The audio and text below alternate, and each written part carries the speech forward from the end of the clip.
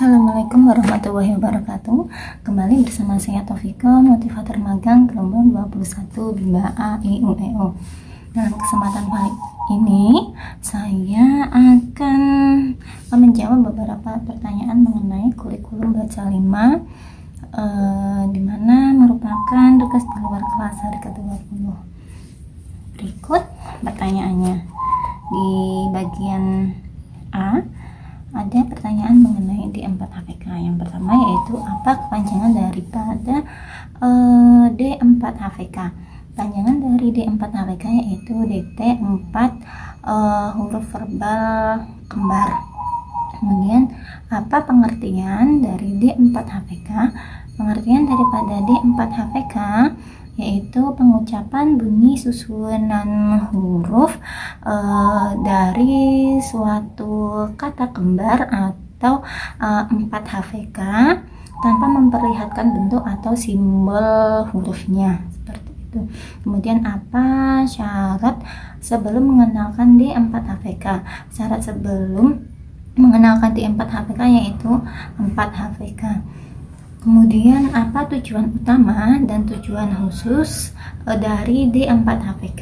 Adapun tujuan utamanya yaitu agar anak menyukai kegiatan bermain verbal DT4 HVK. Kemudian tujuan khususnya yaitu supaya anak terampil menyebutkan dan menyebutkan daripada susunan huruf dari suatu kata yang bersuku kata kembar. Kemudian bagaimana cara motivator mengenalkan D4 HVK? Cara motivator mengenalkan D4 HVK yaitu bisa dengan berdialog bahasa Bimba, kemudian menyanyikan lagu La Bimba dengan berdongeng, bercerita, teka-teki, dan permainan yang lainnya. Kemudian apa tahapan selanjutnya setelah D4 HVK? Tahapan selanjutnya setelah D4 HVK yaitu D4 HVS. Kemudian bagian B yaitu pertanyaan mengenai D4 HVS. Pertanyaan yang pertama yaitu apa kepanjangan dari D4 HVS? Kepanjangan dari D4 HVS yaitu DT 4 huruf verbal sederhana. Kemudian apa pengertian dari D4 HVS?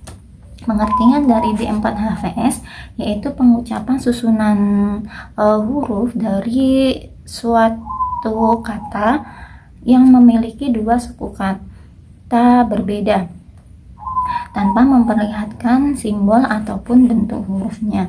Kemudian apa syarat sebelum mengenalkan D4 HVS? Syarat sebelum mengenalkan D4 HVS yaitu 4 HVS dan D4 HVK.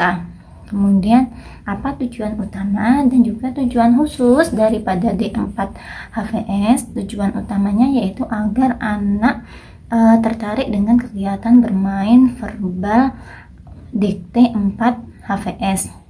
Kemudian untuk tujuan khususnya yaitu agar anak mengerti bunyi susunan huruf dari suatu kata yang memiliki dua suku kata yang berbeda. Kemudian bagaimana cara motivator mengenalkan D4 HVS kepada anak? Cara motivator mengenalkan D4 HVS kepada anak bisa melalui berdialog berbahasa Bimba, lagu La Bimba, kemudian bercerita, mendongeng, permainan teka-teki, dan juga permainan yang lainnya. Kemudian apa tahapan selanjutnya setelah D4 HVS? Tahapan selanjutnya setelah D4 HVS yaitu D5 HVS. Kemudian pertanyaan bagian C seputar D5 HVS. Yaitu pertanyaan yang pertama, apa kepanjangan daripada D5 HVS? Kepanjangan dari D5 HVS yaitu DT 5 huruf verbal sederhana. Kemudian apa kepanjangan dari D5 HVS? Kepanjangan daripada D5 HVS yaitu pengucapan susunan huruf dari suatu kata, dari satu kata yang terdiri atas 5 huruf tanpa memperlihatkan simbol atau bentuk hurufnya. Kemudian apa syarat sebelum D5HVS? Syarat sebelum D5HVS yaitu 5HVS dan juga D4HVS.